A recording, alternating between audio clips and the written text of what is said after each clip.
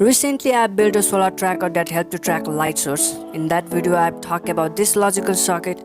The socket seems to help rotate the motor in such a way that there is equal brightness over the both LTR and the light is always perpendicular to its surface. Therefore, in this video, I am gonna show how you can use the same logical socket and build an impulse sound tracker or sound location finder that helps you to find where the sound source is actually located. So let's get started.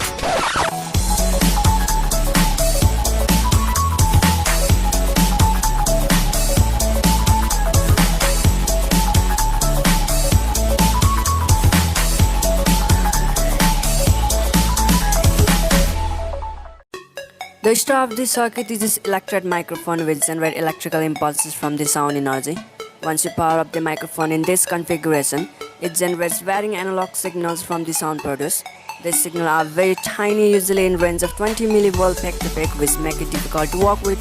So you may build an inverting amplifier with a gain value of 100 to amplify these signals. But till now you are dealing with the analog signal. The logical circuit using solar tracker requires digital signal. Therefore, you should have to add a peak detector circuit which contains a single diode and a capacitor.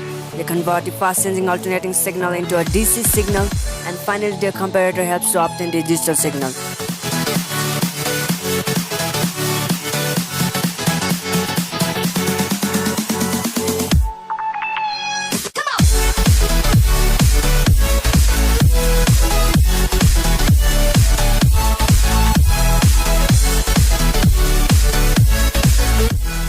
Therefore, with two of the sockets, you can build a differentiator. Now simply connect the output of the comparator to the logical socket.